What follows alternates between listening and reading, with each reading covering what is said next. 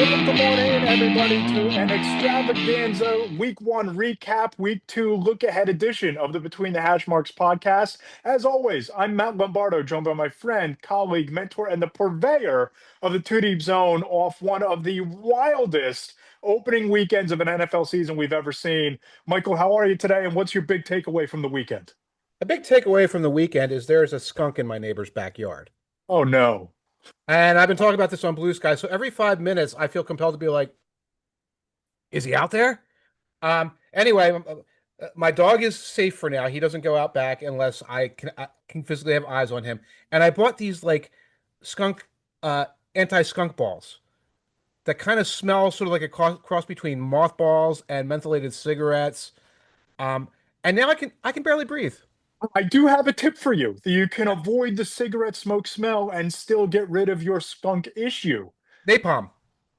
Well, that too. But buy yourself a trap. My neighbor thought he had a groundhog in his front yard. Now, our yards kind of butted up against each other. This was a townhouse. His was a single family home. The trap was in the middle of the 2 yards. He Huh? thought he had a groundhog. Well, one morning, I just happened to be looking out my front window and I see a baby skunk Yeah. trapped in the trap, and Yeah. the mother skunk and the father skunk racing over to said trap to try and rescue the baby. And also, it appeared to kind of yell at him, like, hey, we told you to stay away from that trap. Get a trap, you'll get him in there, and you can have somebody take it away. Worst sales pitch ever. You go from one skunk to three angry, screwed up skunks. This is horrible. Because, like, say I just catch one in the trap, and then I walk up to the trap, and the skunk looks at me. It's like, gee, if only I had some ranged attack that I could use at you that won't be stopped by the bars of a trap. If only I had the one thing that you're trying to avoid chambered up and ready. Come a little closer. Come a little closer. I'm totally vulnerable. Nothing I can do to stop you from walking right up to me. I hate that idea. Because I thought about that. I get the trap. Then what do I do when he's trapped? Wait for him to starve to death? That's cruel. I'm not like even for a Yeah. skunk, not capable of that level of cruelty. Yeah. Right. So I'm trying to repel him. If I put enough things out there that smell like absolute chemical warfare, he'll go back into the woods behind my yard. That's my hope. There you go. We have a lot to get into on the NFL front, in addition to our extermination strategies for the Tanier residents. But Folks, before we get into all of it, leave it in the comments. Leave it in the comments. Help me. Explain to me how to get rid of this skunk. And I don't want to hear how you get like a lady cat and you paint white on the back and you send it in the opposite direction and then the skunk gets horny and goes after him. Don't want to hear that. no Pepe Le Pew situation, no Looney No, Tunes reenactments. no canceling the skunk, no sending the skunk to human resources. I need real solutions. Anyway, go on with what you were trying to do, Matt. Like Hit wrap us up. in the comments on YouTube at Matt Lombardo 975. You can comment on the Substack article Between the Hash Marks. Make sure that you subscribe to Mike Tanier's Two Deep Zone on Substack. We have a big show. Lorenzo Alexander, former Buffalo Bills linebacker, will join us to break down his thoughts on what is an early candidate, perhaps even favorite as game of the year from game one. But if you're a fan of the show, please subscribe on YouTube at Matt Lombardo 975. Subscribe in the Apple Podcast Store. Leave us those 5-star reviews and ratings. We read every single review on the show. The 5-star ratings help boost us up in the algorithm, grow the show, make us easier to find. And if you like the show, great. If you find myself more repellent than the skunk repellent that Mike has put out in his yard, or you're annoyed by the hot takes, well, then rip us. Blast both of us. We'll read it on the air and feel good about getting that 5-star review. We have absolutely no pride. We will do that. So feel free, do it. Leave us a 5-star review. Help us, help the algorithms, help us. Absolutely. And let's dive right into what we saw on Monday night, because there were so many great games on Sunday, but Mhm. but the finale of week one really lived up to the billing, in my opinion. You had Caleb Williams and Ben Johnson, a really gangbusters debut for about 18 minutes, followed by Brian Flores tightening the screws on Caleb Williams and Ben Johnson, just as JJ McCarthy turned in one of the more impressive second halves of an NFL debut for a quarterback that you can recall in recent memory. Just a really thrilling game to cap a thrilling weekend of NFL action, Mike. It's funny, and there's layers to this, and we're going to be like talking about these two quarterbacks for next year and then some. There's like a style of game that's like, wow, the offense really looked good for one drive. You Yeah. know, like the old scripted plays. Bill Walsh's scripted plays, and everything was fine. Then they had to start adjusting, and things went haywire. There was a little bit of that for Caleb Williams last night, where it seemed like for the first he went 10 of 10 to start that game. Like any hot take you had about Caleb Williams, being fixed, like absolute magical work by Ben Johnson, like file it now. The rest of that game got rougher and rougher and rougher for the Bears, and the exact opposite happened for the Vikings. Yeah, it really did. And just watching Caleb Williams in that first half, it looked like everything that you thought that it would look like in a best case scenario of Ben Johnson fixing him. The arm talent throwing on the run, I believe it was to Roma Dunze, going out of bounds, just an absolute dart for a completion to move the chains. Couple of, the arm angles on some of the throws. It's like, how did he do that? Some of the innovative concepts like the screen pass to DeAndre Swift 5 yards behind the line of scrimmage that creates so much space, it becomes a 15-yard gain. Everything was going the Bears' way. Caleb finishes 11 of 25. And Right. you look at what the Vikings defense of Brian Flores did in that second half. They held the Bears to 63 yards in the fourth quarter, one of Mhm. seven on third down in the second half. And my question is not just the Chicago Bears and Caleb Williams issue, but if you're playing the Minnesota Vikings and that defense plays at that level, even for just a half of football, how do you beat that? Well, you have to beat it the way teams like the Lions beat it last year. It's like you run the ball effectively on them, which for a while the Bears were doing. And then you sort of take away the ability for Flores to do all these blitzes. And then, you prefer to have this veteran quarterback who's going to go out there and say, okay, I really don't know what this blitz is doing here, but if those linebackers are trying to get back, into zones from where they're standing, I can probably drop the ball in there. So there's ways of attacking that. The thing with Williams, and I think his decision making did improve, especially early in the game. You saw that. Maybe, I don't know, that late drive was mostly penalties, but whatever. Um, his accuracy. Like I looked at it and it looked like he was trying to do like 11 things in his brain, right? And then he's trying to throw a retreat team pass in the flat, and it's going low and away from his receiver. And some of those passes were like, I can't believe the lack of accuracy from this quarterback. And it's like, oh, we just fixed this one issue where he didn't make good decisions, held the ball too long. Now you have to turn around and fix that other issue.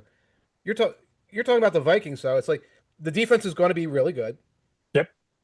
And McCarthy, like you could see, like early in this game, it's like delay game penalties, Right. right? And, and at the end, that part of it at the end is you're starting to play with the lead in the fourth quarter. You keep getting the ball around midfield. All these things help, but the delay of game penalties disappear. The sacks disappear. He throws the dumb interception, comes back. He starts to look a little more like that guy by the end of the game. For sure. And I think that pick six, which was just an ugly throw, a telegraphed throw, you could tell 10,000 miles away where that ball was going, and the Bears made him pay, right? Made him pay with the pick six. It felt like that was the light switch moment for JJ McCarthy in that game. You saw on the sidelines, goes over, talks to his offensive lineman, and basically said, "Hey, that's on me. We'll get back in there. We'll get back into this."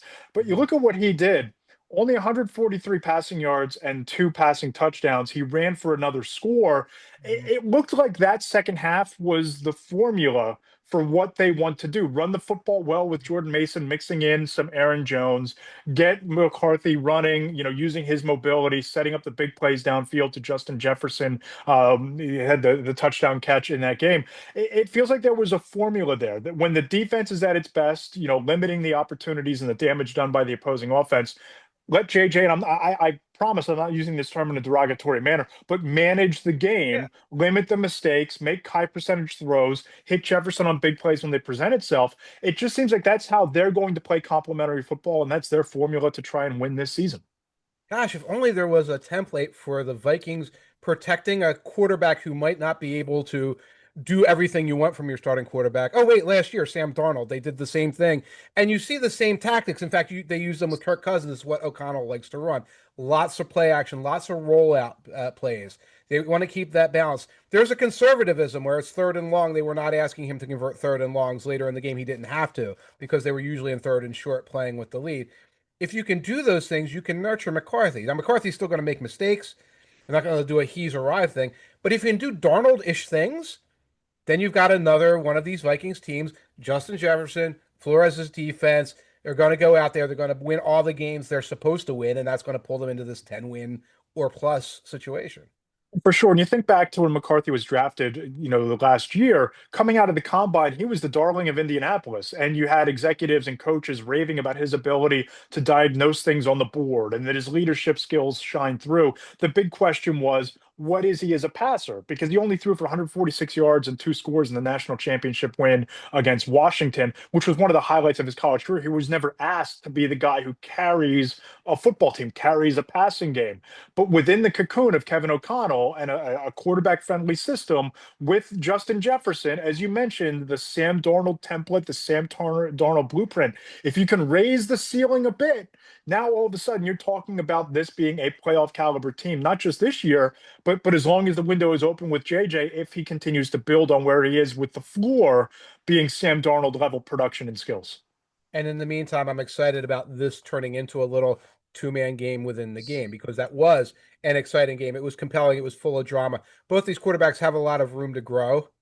I'm Yeah. glad that Cal didn't go out there and like throw two interceptions and go like this to Johnson when he tried to talk to him, or all the after we read Ty Dunn's article earlier in the week. We're ready for anything in that respect. It's like no, he's more with the program. There are still things to iron out. McCarthy is clearly with the program. There's things to iron out there. It's going to be fun watching these two as sort of an undercard to Love and Goff and all the things going on in the NFC North.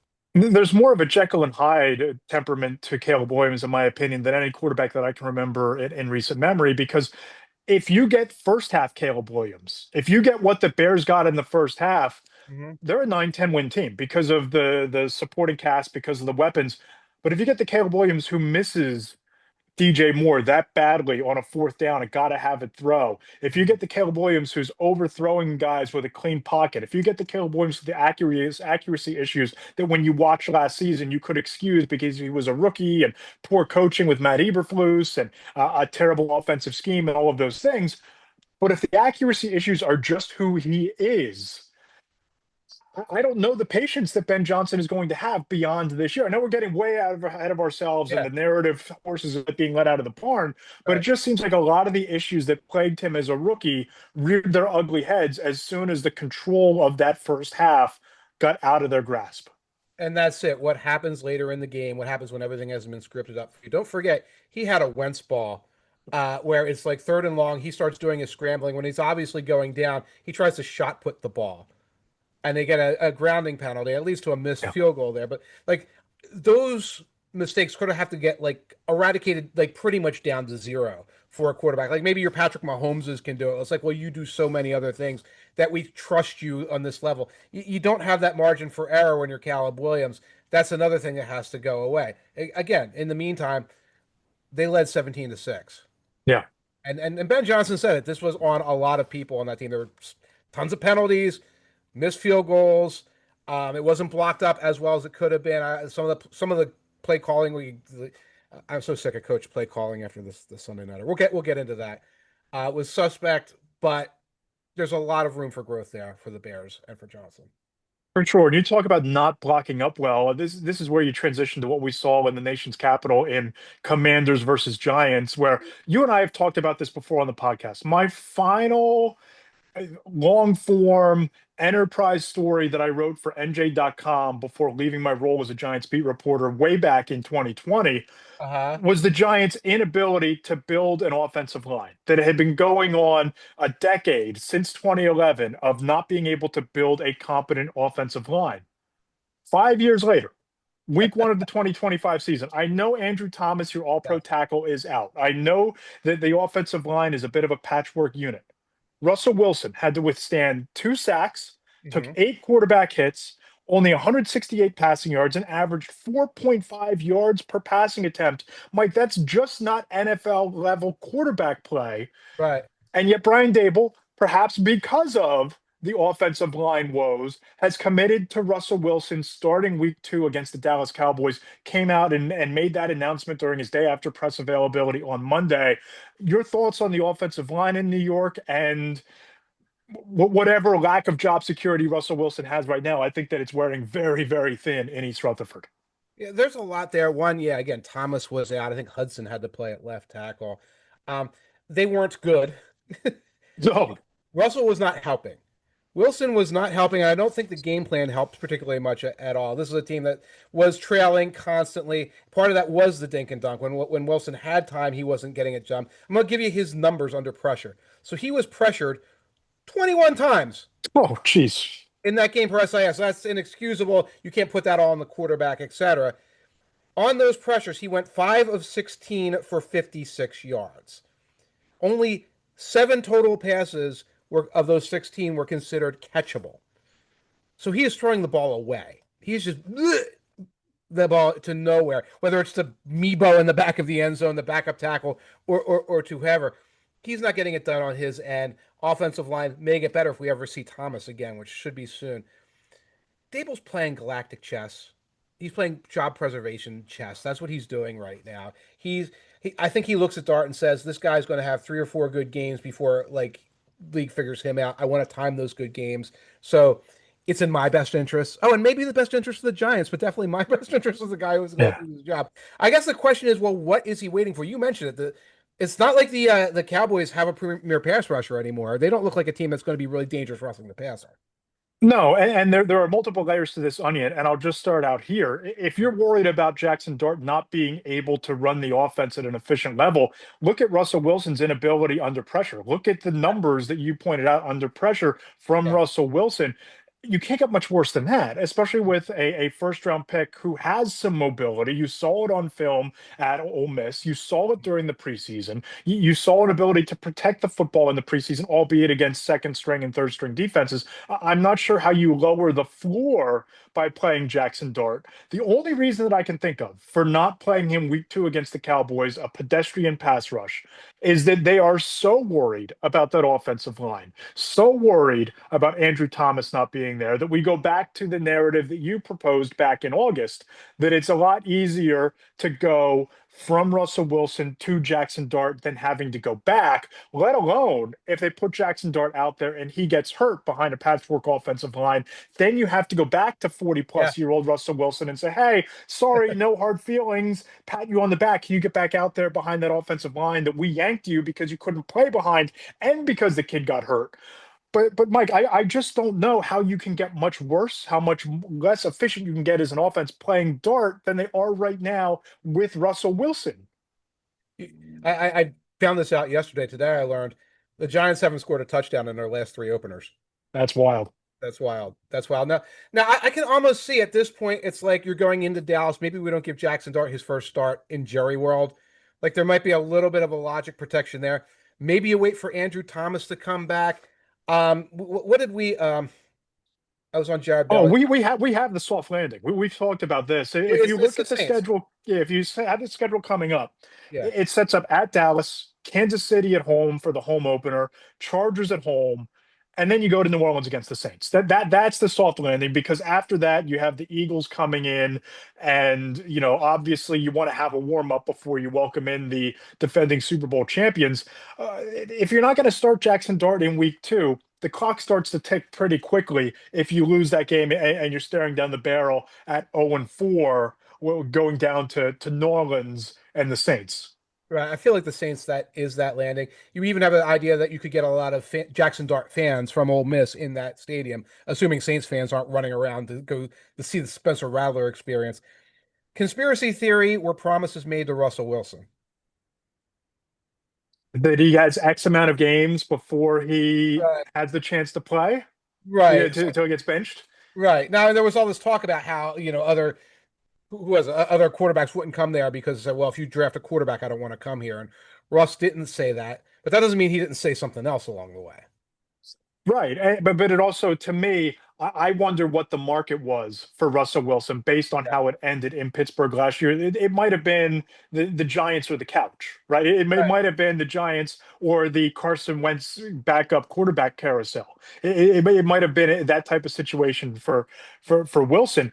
I just look at this offense. I look at how inept they were in Yeah. Washington, and I just don't know if you're not playing Jackson Dart because you're trying to give the rest of the offense the opportunity to play with a veteran quarterback. You're trying Hmm. to make the appearance that you're not tanking, that you're not quitting on the season. There's going to come a point where it is going to be impossible to look at a Malik Neighbors, to look at a Darius Slayton, to look at an Andrew Thomas coming back from an injury and say that Russell Wilson gives this team the best chance to win if the performances continue to be on the level that we saw on Sunday.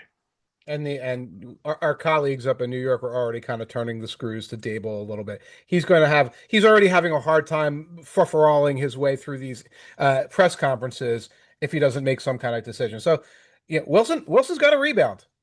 Wilson can't just keep being this guy, because it's No. now been 1, 2, 3 full years since Denver of pretty much this guy where you manufacture wins here and there with defense, and then you sort of retroactively say, well, Wilson, he threw that one bomb to the bomb catching guy, Neighbors in this case, or it would have been Sutton beforehand or whoever. And then he managed the game where it's like he didn't really manage the game. The defense allowed 13 points. That's how they won. Can't keep doing this, and the Giants can't count on their defense to be that good. I'm going to go one more layer of the onion here. You used to call Jacoby Brissett crash test Brissett last year in New England with Drake May sitting on the bench. Jameis? Eventually, it just became too big of an issue to overlook. Yes. Eventually, they Yeah. had to play Drake May, but that offensive line set Drake May up to fail. You saw they went they took Campbell in the first round. They Right. spent some money up front in free agency to bolster the offensive line in front of him. I do wonder because the reports came out from Dan Graziano over at ESPN that there was a package of plays for Yes. Jaxson Dart in the opener in Washington. Those plays never materialized, even though the Giants were never really in that game all that competitively. I do wonder if Joe Shane and Brian Dable and maybe even John Mara look at that offensive line and instead of crash test Brissett in New England, Hmm. it's crash dummy Russ in Hmm. East Rutherford. That until that offensive line is competent, until you get Andrew Thomas back, until you have some sort of confidence in Evan Neal, you can dress him at guard after talking him up all summer before Uh, making him inactive in week one, until you have confidence in that offensive line. Is Russell Wilson the sacrificial lamb until Dart can walk in and have a chance to run the offense rather than being the guy that's asked to use his mobility, his athleticism, and his arm talent to mask the issues with the offensive line currently? I don't think this offensive line right now, even without Thomas, is as bad as that Patriots line was last year. I Wow. think the situation is so exacerbated, excuse me, by Wilson and the way he's playing right now and the limits he puts on that offense. I think that this is like a bottom 12 offensive line without Thomas, whereas it was a bottom two with like third stringers already in the game last year. A couple of things on what you said. First of all, talking up Evan Neal all summer in 2025, 2024, 2023, 2022. Evan Neal is vaporware, ladies and gentlemen. He's not good at football. Number two, if Brian Daboll is using the 2024 Patriots as his model, he might want to ask where that coach is right now. By the Not way, cashing a paycheck from Robert Kraft. I don't know where Jared Mayo is right. I have no idea. Is he on the staff in LA? I have no idea. Las Vegas, UNC, don't know. So Brian Daboll, that's your future. Yeah, and you talk about obviously one of the worst losses of the weekend. Let's flip the script to one of the most impressive wins, not just of the week, but of the season. The 42-41 frenetic comeback from Josh Allen and the Buffalo Bills. They come back from 16 down inside of 3:06 to play in the fourth quarter. I'd like to imagine what it was like at your desk on Sunday night, but it was a living nightmare watching this game because I had this brilliant narrative constructed about Derrick Henry paving his road to Canton with a performance like this, and all of a sudden the fumble. And then all of a sudden the drive, and then all of a sudden Josh Allen's heroics late in the game. Thrilling to watch. One of the most exciting games you'll see in any NFL season, let alone in week one. The perfect nightcap to a thrilling first NFL Sunday. But from our perspective and what we do, if you're trying to get ahead of things and write your story and craft your narrative, hell, I had an NFL scout text me late in that fourth quarter that the Ravens are the team to beat in the NFL. How do you stop this? Well, the Bills found a way. The Ravens coughed it up, and the Bills made them pay. 28-3 changed me as a person. So that Sunday night, and I get very tired on Sunday nights. Now, first of all, in fairness, it's week one, so like all my energy and enthusiasm are there, especially for that game. I'm not like, oh gosh, I got to get up early tomorrow morning and make coffee or whatever. I was pumped up, but I was not taking the cheese. That Derrick Henry touchdown run, go up 2 scores or 15 points. I was like, maybe. I was like, maybe. And I wrote a couple of paragraphs along the lines of, well, Derrick Henry had a phenomenal game because he had a phenomenal game. Then he fumbled. And it's Yeah. like, until the fumble, you throw that in there. But I got to sort of enjoy that game on its pure gonzo aesthetic beauty. And then, of course, we were up until what, 1:15 or whatever, Yes. finishing the thing. But it was phenomenal. And one of the things I wrote is those two teams are the best teams. Yes. And you can't name a team that played in week one, but where based on their week one performance, not their reputation or pedigree, based on week one, oh, they're a real threat to these guys, either of these teams. Right. And if the Ravens play about 30 other teams, they're Yeah. winning that game if they play the way they did on Sunday night by 7 to 10 points. It's Yeah. just the reality of what they are. They're still one of the deepest and most talented teams in football. The Bills, conversely, still have at worst top Hmm. three quarterback in the NFL, maybe the premier quarterback in the NFL. They've done a tremendous job surrounding him with young weapons. James Hmm. Cook played a key role in that game. Keon Coleman looks like Oh, he's yeah. made a step in his second season as a receiver. The defense imposed its will late in the game, similarly to what Brian Flores and the Vikings were able to do on Monday night. Those are two of the best teams in football. The road to the AFC championship game likely goes through either Baltimore or Buffalo, depending on how the season plays out. Statement win for the Bills, legacy defining performance from Josh Allen. Not that he needs one at this stage of his career. Not that you can craft the legacy much more impressively until you get to January or February in a Super Bowl. But I thought that those were two of the best teams. They played one of the best games you'll see. Yep. I agree. And now no one's predicting 17-0 for the Bills. They're not going to do silly stuff like that. But I want to do a little thing like threat assessment. Yes. If you look at that Bills schedule, you're like, oh my God, is this, Alabama's schedule from like 1977 or something like that? There's very little on it that they have to worry about. So obviously, somewhere along the way, they're going to trip. There's going to be a trap game. Somebody's going to get injury rush, whatever. We're talking about everybody at the strength they're at now. Who are the threats? I'm going to throw a couple threats at you. Before you get to the threats, just a really interesting schedule quirk looking at it, Mike. They have 6 games against teams that made the playoffs last year. 4 of them are in Buffalo. And you have the Bengals, who are one of the teams that I'm sure we're going to touch on here. They get Cincinnati in Buffalo. So when you talk about how the schedule is set up, not just with the teams they face, but the path, that if they fire on all cylinders, if they stay healthy, I don't know that the schedule makers could have done them many bigger favors than that. Right. And that's on top of the fact that they're playing in the AFC East. And it's like, well, it looks like the Patriots may not be quite as good as they seem to be. And we're not even going to talk about the Dolphins. We do not have all day. So I'm going to just move on from there. So I'm going to say this. I wrote it wrong on the thing. Is there anyone in the AFC East that we could talk about as a serious threat to the Bills in any way? I'm talking about anything but 6-0. There's a world where maybe the Jets steal a game. I mean, you look at they have the Jets in week 18 coming And off the Eagles game. The okay. season finale, everything might be wrapped up by Okay. then. So you Right, all right. might be playing the backups. Sure. Eh, Fair, yeah. Okay, the Jets beat them in week 18 because they're 16 and the Bills are 16-1. Jets week 2, Jets have a good running game. I'll give you this. The Jets beat the Bills in the Meadowlands in I 2022 remember. and they covered last year. They beat And them it's with in New Zach Wilson. York. You're coming off the emotional high of the comeback against Baltimore.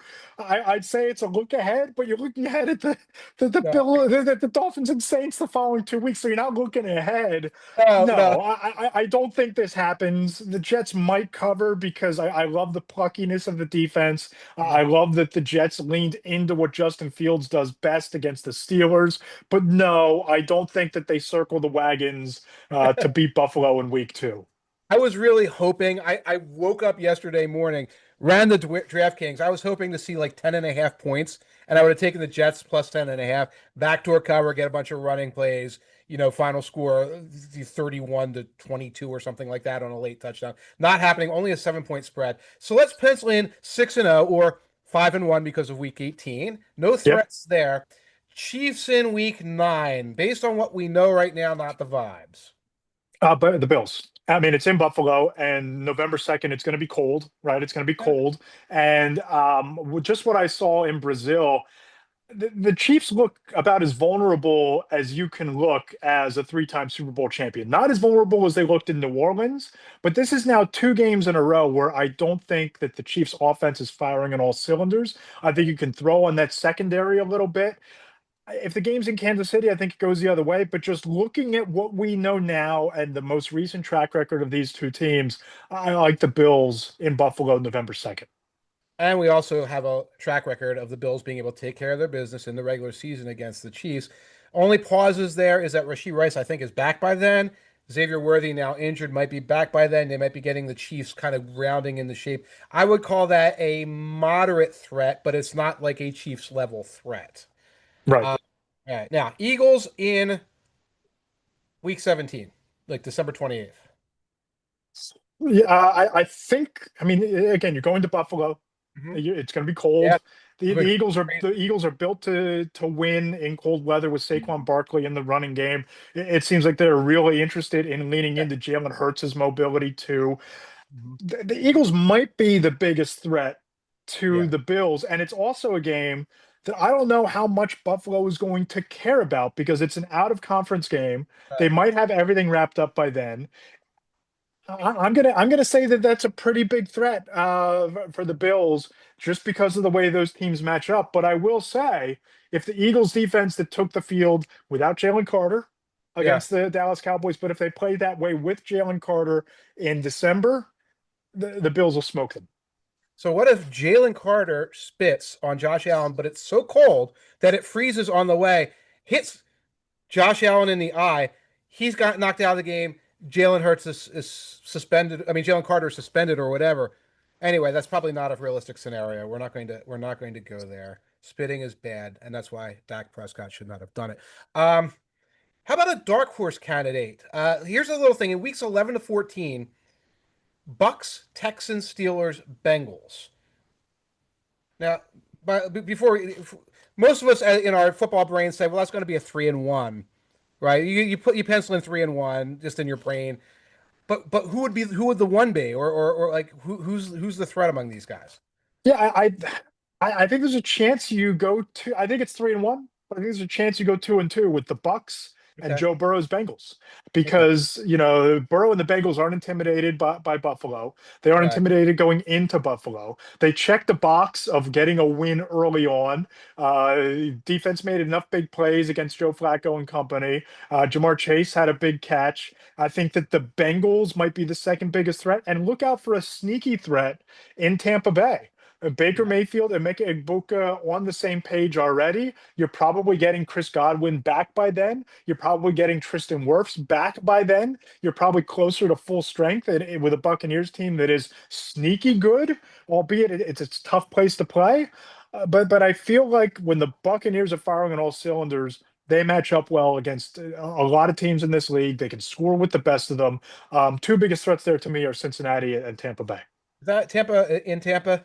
Because that In makes it. Buffalo. In Is it? Oh, Buffalo. okay, so that I would swing it the other way sometimes because like all of a sudden you're going down and it's 93 degrees and suddenly Right. are like, wait a minute, what's happening? They might When get. you sent me the outline, I thought the game was in Tampa. And I'm like, oh, the Buccaneers are going to pull off an upset there. I'm not so convinced. I still think they're a threat, but I don't think it's as big a threat going into Western New York.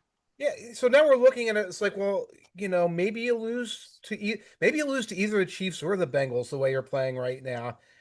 So your home field advantage. There's no real threat to this right now that we can see throughout the playoffs.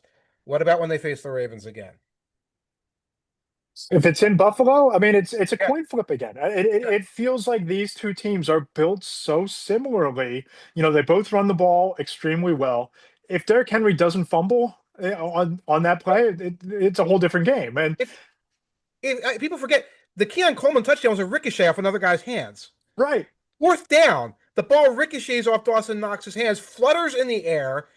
through like a sea of defenders and lands on King Coleman. That's a touchdown. I was like, that was fourth down. That was probably the ball game because they're down by what 9 points or whatever they were down by at that point. You can run all three plays and punt, make them start over.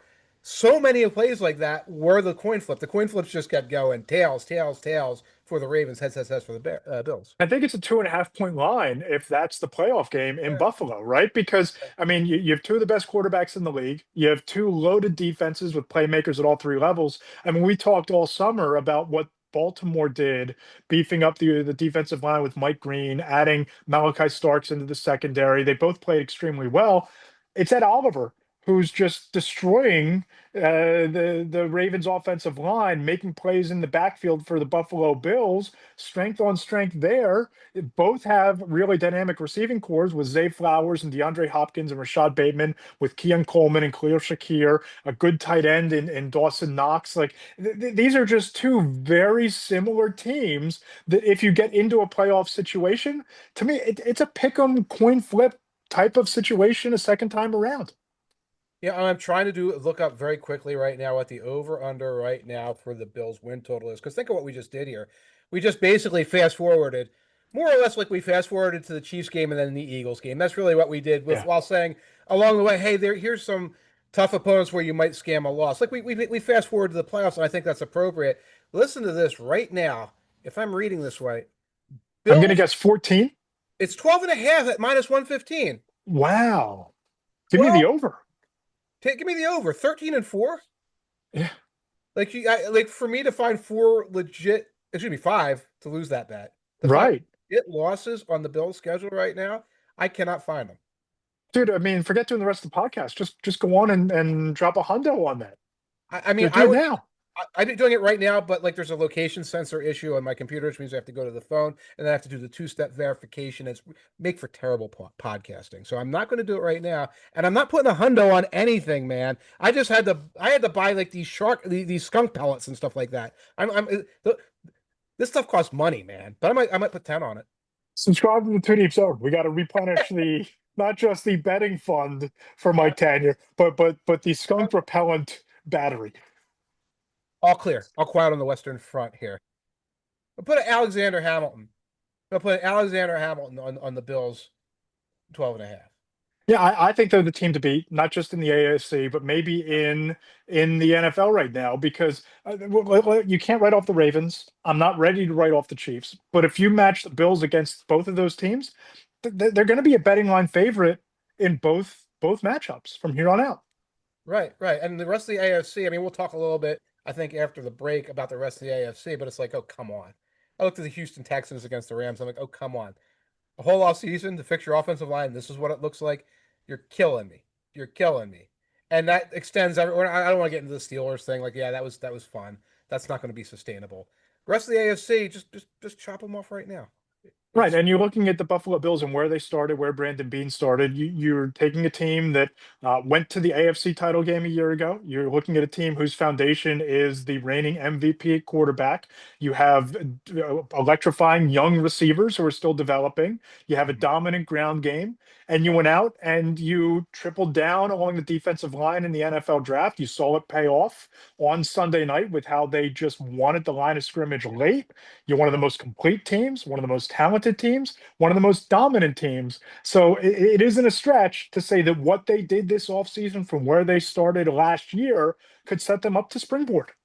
maybe the only enemy is complacency, but I didn't see complacency. Certainly not when the chips were down on Sunday night. All right, Mike, I'm really excited for our next guest. Legendary former Buffalo Bills linebacker, NFL veteran. You can follow him on Instagram, Lorenzo_John. He's a co-host of the Applied Pressure podcast on YouTube. Lorenzo Alexander joins us. Lorenzo, how you doing, man?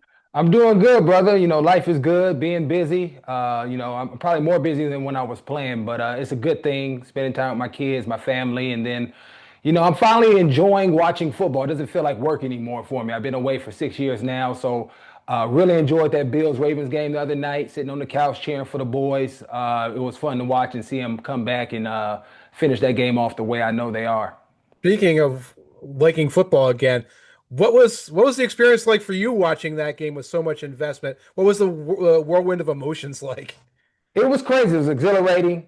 You could see like the ebbs and the flows. Having been in football, you know how it doesn't come down to a handful of plays, but it comes down to a handful of plays. And so when you're looking at it, and we're down by a couple of scores, you're like, man, what about that play? And then at the end of the game, you're like, oh, what about those 2-point conversions? If we would just kick the field goal, it'd be a tied game right now already. It wouldn't be as stressful.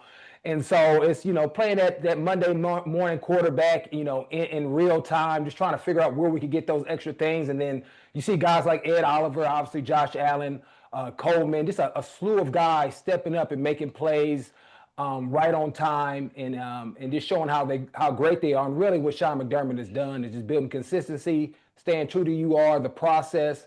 And when you play hard and you have great character guys and guys that can make plays, good things tend to happen. So you're not looking at Derrick Henry's 42-yard touchdown in the fourth quarter and saying, "Oh, this is over." You're not thinking that.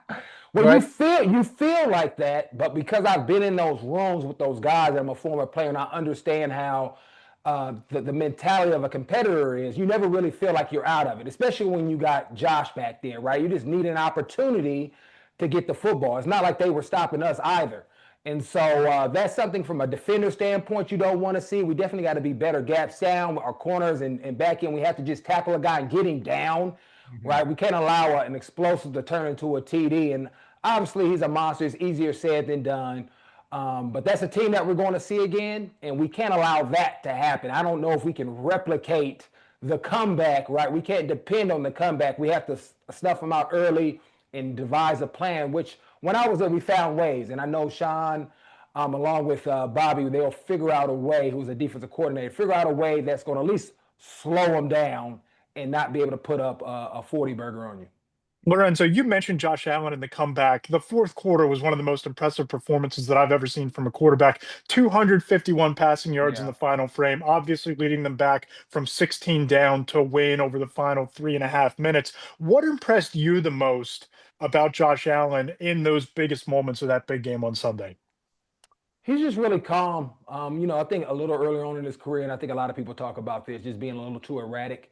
The moment is never too big for him. He's always calm under pressure, and he's making the right play. And even in that period of time, there were some balls where he just kind of threw away or just let the play go away and not try to do too much, which I think is just as important as some of those big plays, those big throws, hitting guys in stride. And, it's always better to be a little lucky than great when you have Coleman catch the tip ball. And I don't know who he was throwing it to, but it got tipped and Coleman made the play. But Josh is a gamer. He's been that since he's been in the league. He'll continue to be that. He just becomes more efficient as he grows and more grounded as he matures. And I think we'll see this more often than not. And obviously, he's a reigning MVP, but I think he'll just be more consistent from week in and week out. One thing I think it did have me wanting more of is Keon Coleman, man. I went out to training camp this year and just seeing how dominant he is. I wish they could throw the ball to him almost every single time. That's the type of playmaker he is, because good things happen when the ball is thrown his way.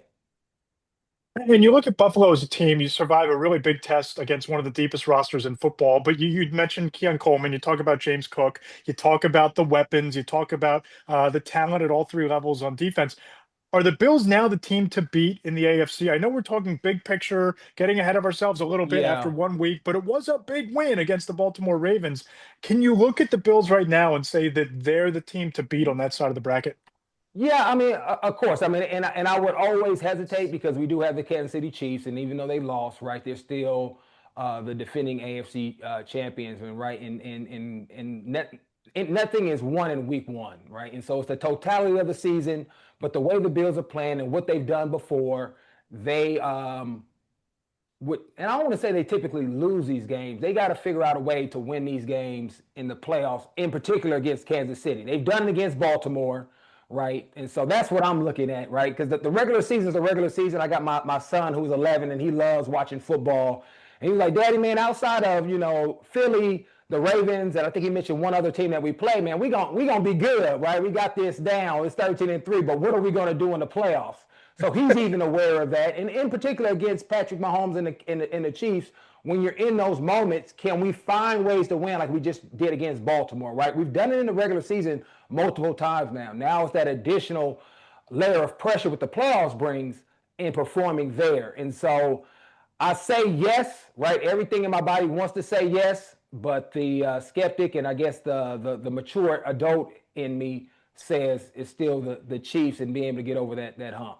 I love the idea of an 11-year-old Bills fan whose father played for the Bills looking at a game like that and saying, well, nothing really matters until we beat the Chiefs in the playoffs. Nothing matters. You're jaded at 11 years old by this team. It's fascinating and beautiful in its own way.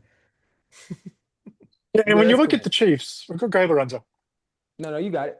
Yeah, I was gonna say you look at the Chiefs and the performance in the Super Bowl, I think, raised some alarm bells, right? What the Eagles did to them defensively, just taking it to Patrick Mahomes without even blitzing. They go Right. down to Brazil. The Chargers take care of business, do enough to win the game. As a former player, a former elite defensive player, what are you seeing out of Patrick Mahomes and that Kansas City offense? Because just for somebody who analyzes the game, Yeah. writes about the game, talks to people inside the league, it feels like some of that mystique might be gone or at least diminishing. What are you Yeah. seeing out of Kansas City right now?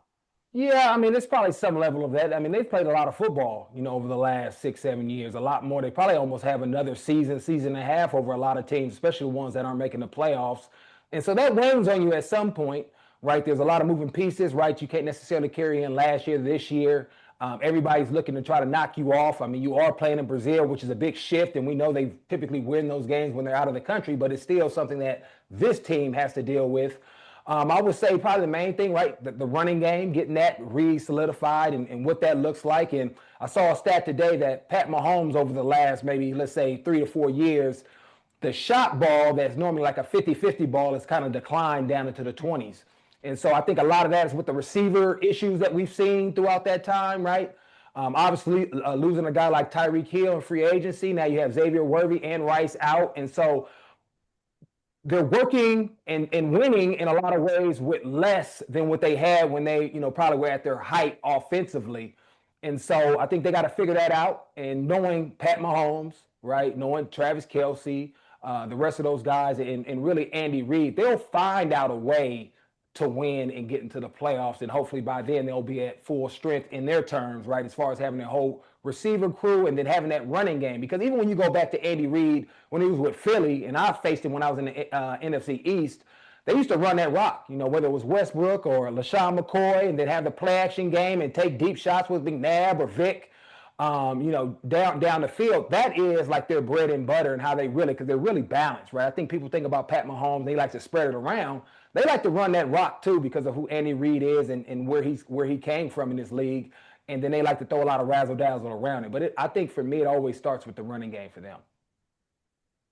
And Lorenzo, just bring it back to the Bills here. Obviously, they're going to be in the mix all year, and you said it. They win these games in the regular season, but the roadblock seems to be Kansas City in the postseason.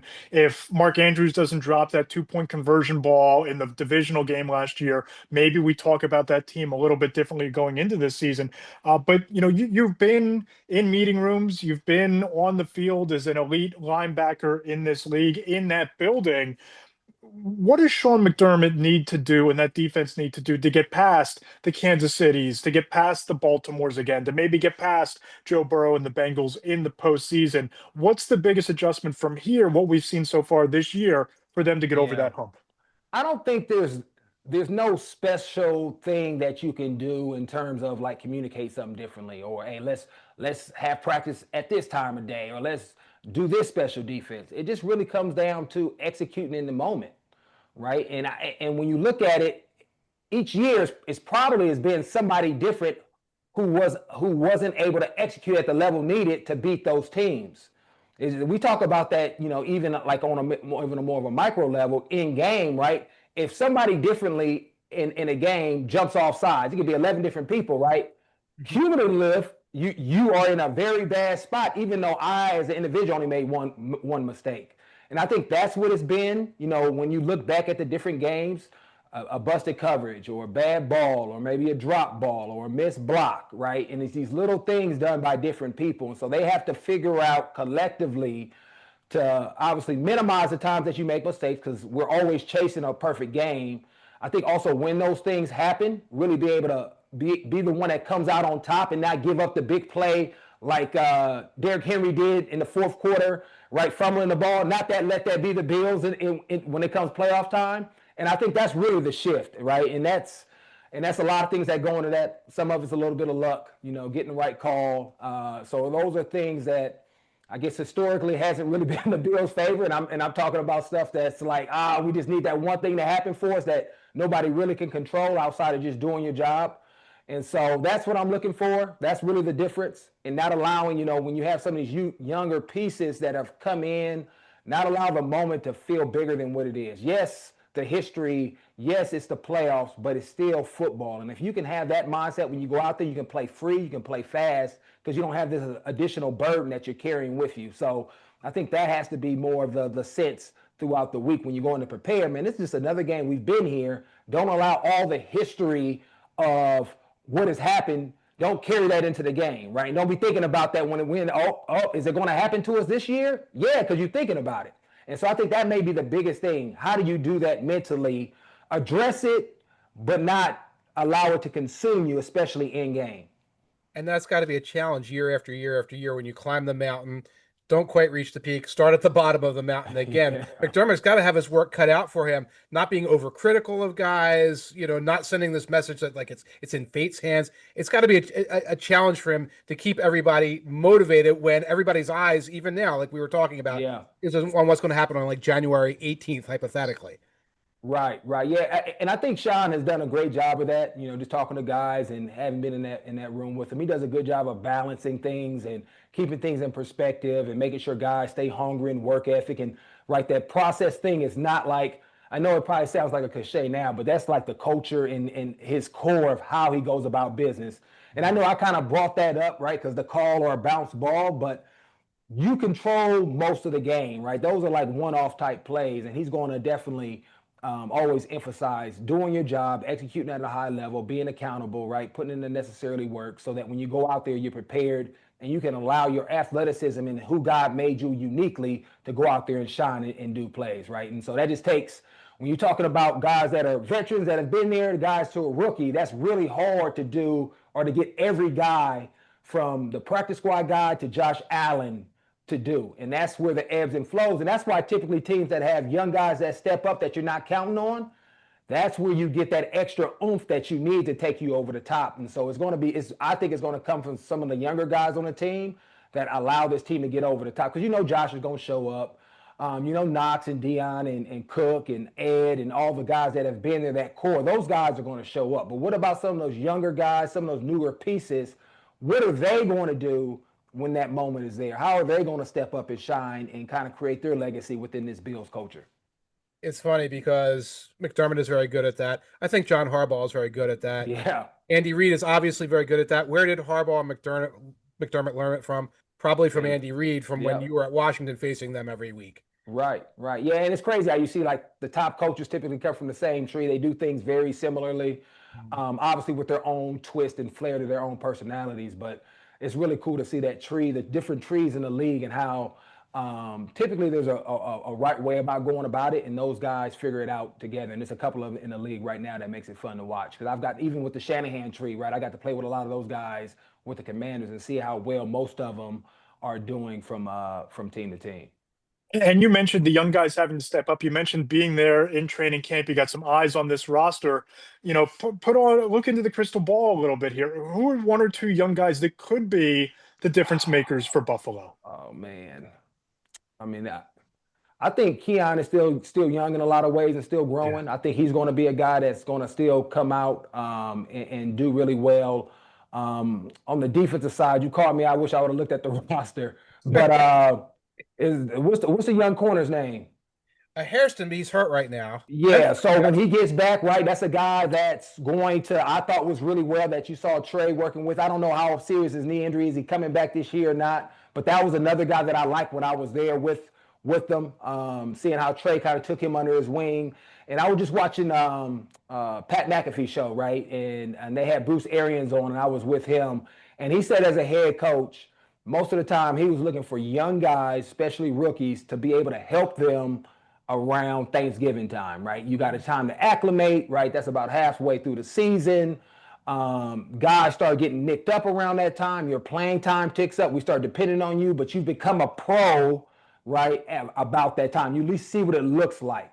And so around that time, you'll start seeing that those guys, probably week 6, 7, and 8, the guys that start separating themselves that we really didn't think too much about showing up. So whether it's special teams, offense, or defense, you'll start seeing those guys take their game to the next level. And what's great about the way the Bills do things is they do have a lot of rookies who did not have to play much in week 1. All these guys like Walker on the defensive line, they can take their time and make their contribution around Thanksgiving. They're not being asked to do it here on, September 6th or whatever. Exactly. Hey, Lorenzo, I know you said that you're coaching your son's youth football team, so I want to take off the former player hat, put on the head coach slash GM hat for a second here. Yeah. You're building a roster from scratch. You're building a defense from scratch. Who are 1 or 2 linebackers that you're picking around the league to be the Ooh. foundational pieces of your defense? Who are the top linebackers in the sport right now, in your opinion? Man, I mean, there's a lot of great guys out there. I mean, obviously Fred Warner probably is at the top. He's been doing it a long time. A guy like Demario Davis has been doing it for a long time. My man Matt Milano brings a uniqueness to the game as well. Those 3 are probably the guys I probably see the most and watch the most. I tell you, probably kind of a dark horse that nobody really talks about because he's still young and just got moved to Mike this year is Mac Wilson. He was with the Patriots for a little bit and then came out here. He's a really good football player, plays hard, is versatile, can rush the passer, play off the ball.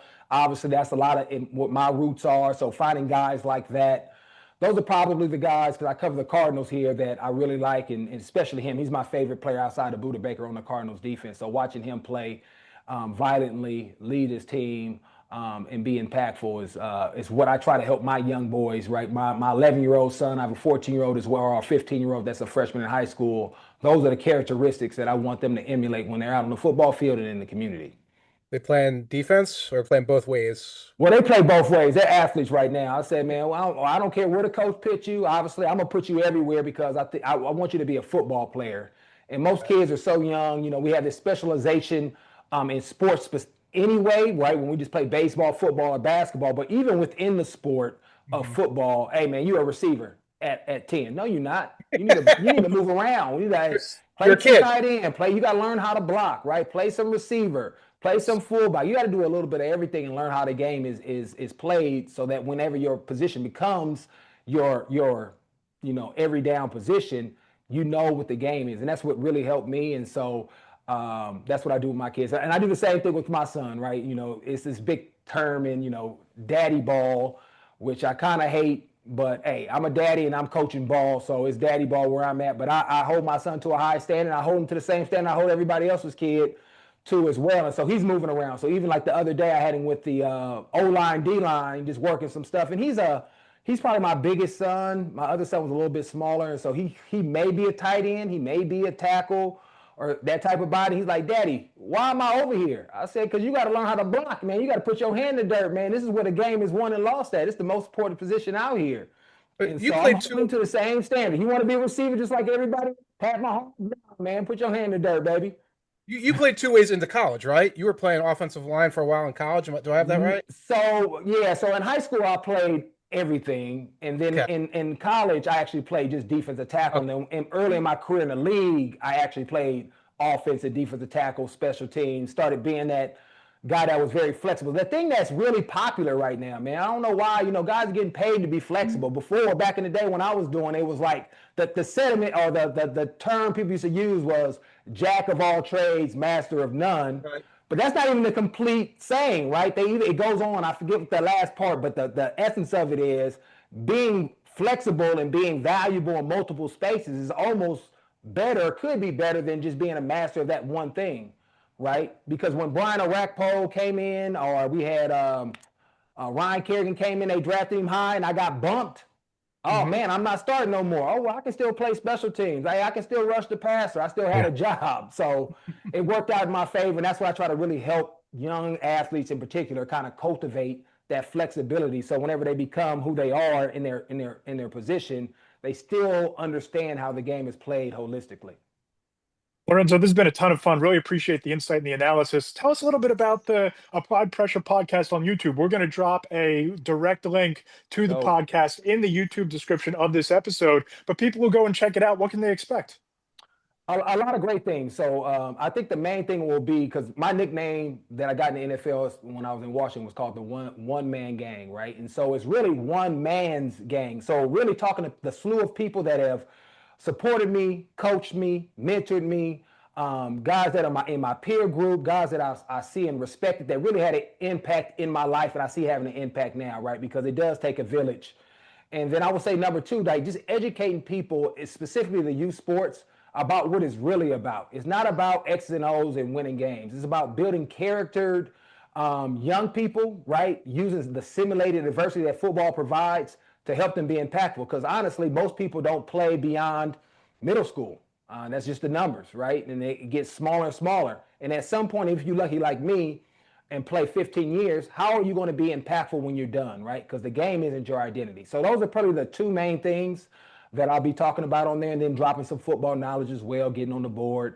But it should be really, hopefully beneficial, show a lot of great value, just educating people around the game and what I think is the best way to utilize sports specifically as far as developing the next generation of athlete. He's Lorenzo Alexander, full of insight both in life and in football. You can follow him on Instagram at Lorenzo_John. Check out the Applied Pressure podcast on YouTube. You can hit the link below in the description of this episode and of this interview. Lorenzo, man, really appreciate the time. Look forward to talking to you further up the road, my friend. All right, appreciate you, brother. See you soon.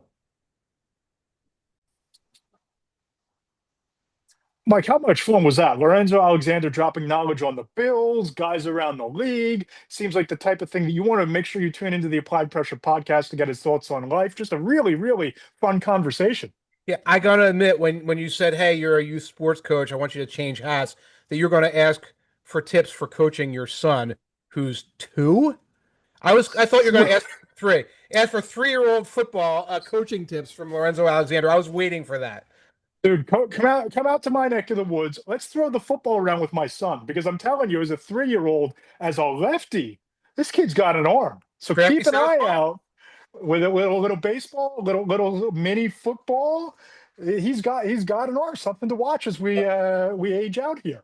And Lorenzo would advise you make sure he plays a variety of sports, variety of positions. If he's a lefty, remember a left-handed jump shot, useful in basketball. Left-handed pitchers, first baseman, very valuable in baseball. Mamas, don't let your babies grow up to be Tua. You don't want to have him go through life as a left-handed quarterback. No, teams don't like to build their Uh, offensive lines around left-handed quarterbacks either. the high school coach like I have to flip my whole playbook over like this. I can't do that. Mirroring things is hard. Anyway, we We unnecessary shots at everybody here. Unnecessary shots. Anyway, we got circlet games to look at. Yes, we do. I'm going to let you go first because I'm I gonna go have to first. give a tip of the hat to you. Because watching the games on Sunday, I had the Steelers and the Jets, I had the Commanders and Giants, and I had Red Zone going on the third TV, and I kept coming back to, and Red Zone kept going back to the Jacksonville Jaguars because of what Travis Etienne did, and because Trevor Lawrence was in the zone, and that defense was playing above its head, albeit against the division rival Panthers. But I was impressed. And you've been kind of dipping your toes in the Duval waters. Mhm. I tipped to Tanier on looking at the Jaguars going into this year a little bit. A little pro Jacksonville and a little anti Carolina throughout the offseason. So it was encouraging to see that game be pretty lopsided. It wasn't even as close as the score. They were kind of just goofing around in the fourth quarter. But I need the threat assess the Jacksonville Jaguars to a degree. They have one of the easiest schedules in the NFL. The schedule's actually looking easier now because some of the teams they played, like the Seahawks, went out there and did not look like they're going to be tough down the line. The Texans don't look like they're going to be that tough because their offensive line went poof halfway through the first quarter. Against the Bengals, and of course we know who the Bengals are, and we've talked about the Bengals. They did not look particularly great. Okay, now of course it's September. They never look great in September, but luckily they're playing the Browns. They're able to just kind of play defense, just wait for the missed field goals and Flacco implosions and drop passes and interceptions that are kind of like 50-50 balls. This will be a tougher test. One of these teams or both of these teams are going to be wild card serious. The Bengals might be more serious, but we don't know where the Jaguars are. I'm fascinated by this. I want to see who's 2-0 because the team that's 2-0 is really going to have an inside track in the wild card conversation. And I was leaving the field wide open for the bigger games so that you could have them. So what do you got? Yeah, I'm going to go here. I'm going to give you the tired circlet game. Tired is Eagles at Chiefs in Arrowhead. Yeah, The Eagles may be a little bit more banged up than people are letting on. Will Shipley questionable. You make the trade for Tank Bigsby, which I think calls into some of the question of the depth behind Saquon Barkley and how they feel there. I was the first to report Quez Watkins. It was a workout participant. Eagles kicking the tires on veteran wide receivers. AJ Brown coming off of just one catch against the Cowboys. I've kind of danced around the edges of my concerns about the Chiefs and maybe some of the mystique being gone. That's tired. Wired. An NFC playoff preview, potentially an NFC championship game preview yeah, Thursday night. yeah. Jaden Daniels, Micah Parsons, Love, Jordan Love, love it. Von Miller, Love it. Zach Ertz, Love it. Tucker Kraft, two Love it. up and coming teams in the NFC. I am circling it all in on Commanders and Packers. Tucker Kraft, it's like one of these things is not like the other. I'm looking forward to that too. It's going to be a great Thursday nighter. That's a good threat assessment type game. By the way, being part of being Eagles fandom here in the mid 21st century is like, well, we won, but things weren't optimized. Tank Bigsby, Zadarius Smith, bring them in right now. The Lions are like, well, like we laid a complete egg and we spent the offseason just goofing off and we have no pass rushers behind Aiden Hutchinson. Let's let the Eagles take them off. Yeah, that's one of those moves. That was a Howie Roseman type move. You looked at what happened without Jalen Carter, and I wrote about this a little bit. It seemed like you take Jalen Carter out of the equation, that interior pass rush, their weakness on the edge was exposed, right? I mean, you let Josh Sweat walk in free agency. They really didn't get much pressure off the edge. Nolan Smith was okay against the Cowboys, not a pressure machine. You bring in Zadarius Smith, 9.5 sacks last year, veteran presence. It seemed like there was a game of chicken going on between Brad Holmes and Zadarius Smith. Howie Roseman comes in and says, whoa, whoa, whoa. That's not going to get it done against Kansas City. That's not going to get it done against Jaden Daniels. That's not going to get it done against Jordan Love. Bring in the veteran pass rusher, upgrade a weakness, big addition, sneaky big addition, in my opinion, for the Eagles. But if you're the Lions, Mike, I hate to be the narrative guy, but I'm kind of the narrative guy. I wonder if the window has slammed shut based on what we saw from that defense and the fact that they just sat pat all offseason at a pretty big need at a pretty big position. And I don't know for sure, but there's one thing to say, well, it's slam shut. And there's another thing to see it going downwards. I got my window right here during the course of the season, and the GM and coach going, womp. Yep, no, we're not going to make any of these moves. That's great. You believe all the stuff about culture and slowly developing, and if you're the Bills, sometimes that works because you've had this going for years. You know what? Make your own luck. Pry your window open, get another guy. It doesn't always work for the Eagles, but they're always trying. They're always Yeah. throwing something at the wall. And if you look at the last couple of years, it has worked as often as it has worked for anybody except the Chiefs. So maybe you should be taking your notes from the Eagles rather than taking them from whatever, Like rhetorical. Brandon Bean did. Brandon Bean saw the Eagles dominate Patrick Mahomes without blitzing in the Super Bowl. They took three defensive linemen in the first 5 rounds of the NFL draft. They saw a And grab Bosa. weakness And grab Bosa. Let's and just grab grabbed Bosa. on the other side. Like Miller didn't work out. Let's try a slightly younger version than that. Keep swinging at it. And Yeah, the Lions just seem like they're content going down looking. What do we have coming up on the two deep zone the rest of the week? I'm going to be doing a little stat pack later in the week, but right now you can go check it out. Talked a little bit, not just McCarthy and Caleb Williams in Monday night, but the narrative surrounding them for the last year. We talked about how Ty Dunn's on, Colin Coward, and he might be on Face of the Nation next week. I'm not sure. With his Caleb Williams expose, some cool things about McCarthy and his rehab along the way. A lot of details there, and come check it out, please. What do you got going on? Yeah, 4 downs, packed with insight on Micah Parsons' debut. Spoke to an NFL scout, spoke to former Packer legend John Kuhn. Their thoughts on what they saw from Micah Parsons' impact on the Green Bay Packers. Brian Mitchell on some of the rookies making an impact for the Washington Commanders. And Friday, of course, we have the mailbag. Readers can submit their questions. I'll ask them to NFL coaches, scouts, executives, get their thoughts and insights on some of the biggest storylines around the NFL. And of course, 4 downs every Monday. Hope you come check it out. If you're a fan of the podcast, subscribe in the Apple Podcast Store. Leave us those 5-star reviews and ratings. We'll read them on the show. They help grow the show. If you enjoy Mike Tanier's analysis, you enjoy the storytelling, you enjoy the analytical deep dives, make sure you subscribe to the Two Deep Zone on Substack. It is mandatory reading. You'll be a smarter football fan as a result. And if you enjoy my reporting, the conversations, the insights, make sure you subscribe to Between the Hash Marks on Substack as well. This is a lot of fun, partner. I'm already looking forward to what's in store for week 2. Still good out there. Still good.